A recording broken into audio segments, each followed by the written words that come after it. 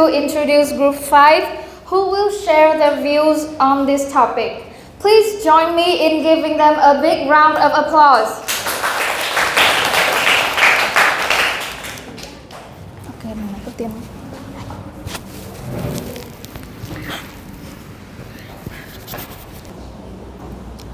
Curiosity is a child's greatest superpower, so let's nurture it in our children from an early age. Hashtag early reading, hashtag parenting. This caption is enclosed with a photo of a kid learning to read books. It's one of the examples that I bring to you today to support the notion that sharenting, when featured with educational content, serves as a way for parents to share parenting strategies, enhancing children's development. Okay, so reading is the initial ability of a child in the process of mastering reading skills. And growing a habit of reading is one of the important tasks of parents to optimize a child's growth. And so it's necessary to habituate as early as possible and to make reading activities fun and intriguing.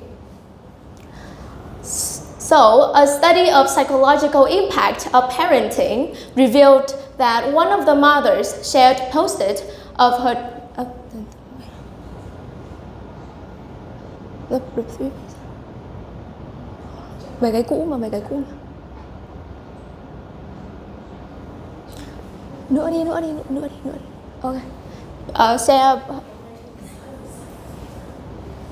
share images of a child reading books and engaging in reading books and reading materials, as well as book titles that they recommend to other parents to read with their children. And so, doing sharenting by sharing educative content, educative things done to children, which are then seen and read by other parents, will make them get the knowledge of parenting experiences and experiences that how to optimize their child's development and growth, for example, in reading and other. So, sharenting can include daily activities and cultural practices. The next one, please.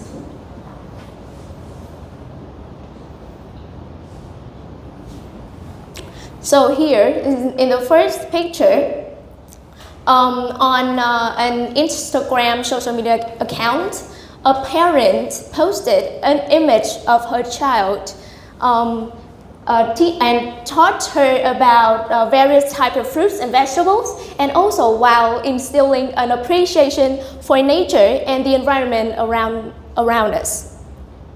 And another thing is instilling children and help children to participating in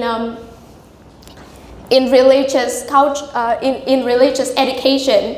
And for example, participating in prayer is one of the examples that I bring to you here today.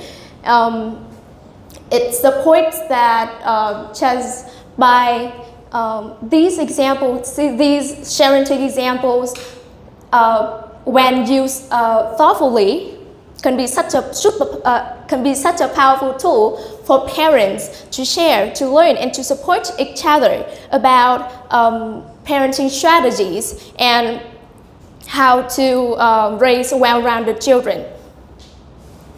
So the next one, please. So grandly, one might say that this seems like showing off. This seems like showing off to others, parents, about a child's abilities, and might somehow, just forcing children to read and just to pray and other kind of thing. But here we should note that we have to base on sharing motives, not showing off motives, and by doing so, parents by doing so, sharing with educational content can be both beneficial for parents and children. So this is my point, and I'm Good afternoon, everyone. My name is Phạm Quang Duy, and I'm here to show my insights on why sharing is a good thing. Here, sharing to preserve memories. As a parent, I think that it is very difficult to keep track of time because our passage of time is very different from what our children consider. For example, for me, teaching them from how to walk to how to go to college might be just in a blink of an eye, but to them it might be their entire lifetime. So I often misjudge how long it takes to raise them, and thus might miss out on some of memories that I would forget. And so I think sharing is a perfect example of how to preserve those memories. I can upload these photos to social medias to share with friends and families, my close ones, and also to preserve those memories. Next up, sharing also helps me connect with my family even if I am further away from them. For example, even if I were to go to another country to work, I can still keep track with my family, I can still talk to them, I can still be a part of their journey. I can still know that what my son is doing, what my daughter is doing, even though I am not here. I am still there with them spiritually and through social media, that kind of thing. So yeah, even if I were to be further away, it is an excellent way to help me connect with my family and close ones. While sharing excessively might be bad, I think that sharing overall is good because if you know how to be private about your life, how to change privacy settings, I think that sharing is very outstanding to preserve memories. I think that most of us, if not all, parents can tweak some settings, can click a few buttons on social medias to change the audience settings for our photos to just close ones, to just families, to just our children.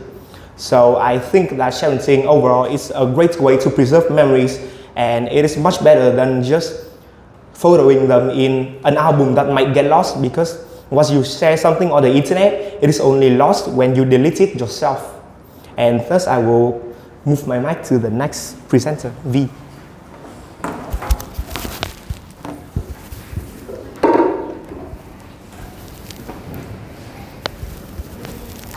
Okay, so my name is Heng Vi, and let's move to our next point. So I believe that sharing can make a good source of motivation for my children.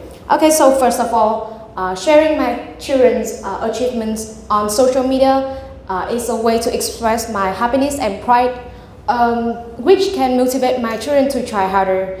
To me, happiness and pride are neither a piece of gold nor a finite material. So the only way to show and preserve them is to share with other people.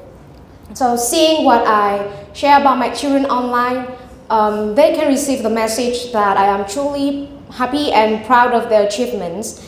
Therefore, in addition to direct praise, I think that sharing is a great source of motivations for my children.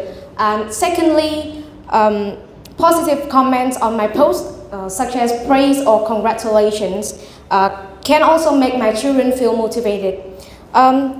Next slide, please. Psychological suggests that these positive affirmations can have a range of can make children motivate themselves. That may sound weird, but let me explain. According to psychological research of NIH, can you show the small version of it? I don't know why it cut my photos, but let's show the small version. Okay, so let's continue. Psychological research suggests that positive affirmation can have a range of positive benefits on my children's mental health, such as boosting their self-confidence, their self-belief, and promoting a sense of empowerment and optimism among children. And when children are positive, optimistic, have a sense of empowerment and believe in themselves, they will have the motivation and they will have the energy and the enthusiasm to work. And finally, I believe that what I share on social media can motivate my children when they have difficulties. Everybody has their ups and downs, and my children are no exception. So with parenting, my children can have something to look back on when they are in their downs, to realize and remind themselves that they are wonderful, they are that great, and they can overcome their difficulties. So that's all for my points, and let's move to the next presenter, Phương Anh.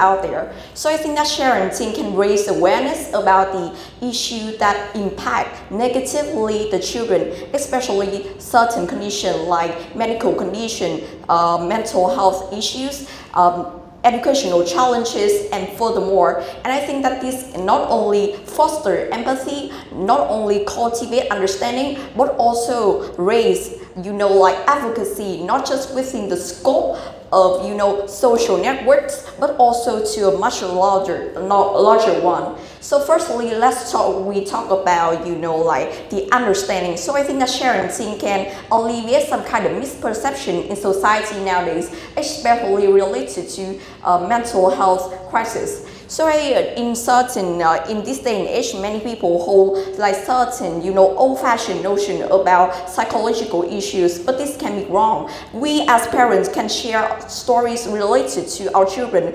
especially who fall prey to psychological issues, so that we can raise their awareness, show that these ones are not simple, are not easy that it sounds, but it is much more complicated, and there should be more measures that can be taken to prevent these psychological issues. Secondly, I think that parenting, as we do, can help raise certain advocacy as well as funding for research into psychological treatment. So if we participate in some kind of campaigns or share stories about our children, especially who are conditioned with some kind of mental health issues, we can draw attention from a lot of fundings, so that we can invest some kind of investment into research for treatment options, especially gene therapy, when we have to confront some kind of